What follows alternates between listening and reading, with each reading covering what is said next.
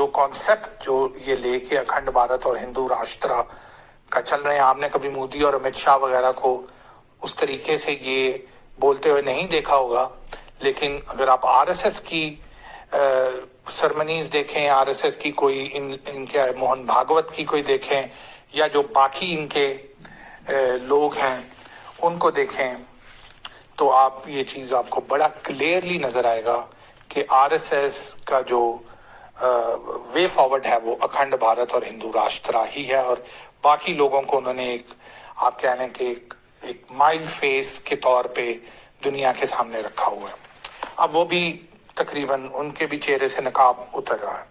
तो अगर आप टॉप 5 इंडिया के जो इस वक्त हिंदुत्व आइडियोलॉजी को लेके जो आगे चल रहे हैं लोग को देखे, मैं कोई मिस कर जाऊं तो मुझे मतलब इस तरीके से याद नहीं है, तो आई अपोलोजाइज। लेकिन मेरे ख्याल में कोशिश करूंगा कि जितनी मेरी नॉलेज है इस चीज़ों से रिलेटेड तो आपको पास ऑन कर सकता हूं, तो जितनी कर सकता हूं तो कर दूंगा।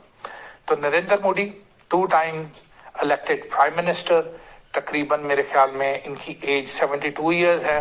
बीजेपी ने जब एल के अडवाणी बार बार प्रेसिडेंट बीजेपी का बन जाता था, तो इन्होंने एक लॉ पास किया कि 75 साल के बाद, 75 ईयर्स के बाद बीजेपी के लोगों मतलब लीडर्स रिटायरमेंट लेंगे।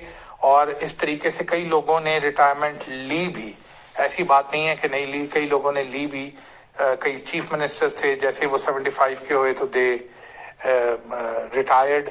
अब देखते हैं कि मोदी सरकार अगले साल 73 के होते हैं, तो इनके 2 साल रह जाएंगे, तो मोस्ट प्रोबेबली मोदी जो है वो अब इनकी लीडरशिप से हटेगा। और अब वो कहाँ जाता है कि बीजेपी का जो प्रेसिडेंट है वो कोई इतनी बड़ी पोस्ट नहीं है। अमित शाह भी रह चुका है, राजनाथ भी रह चुका है, अब जेपी नड्डा हैं, वो आप कह लें कि मोर लाइक वैसे ही एक पोस्ट है।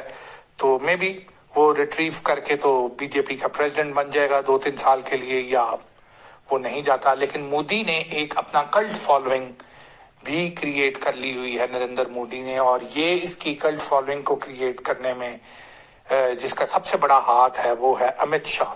शुरू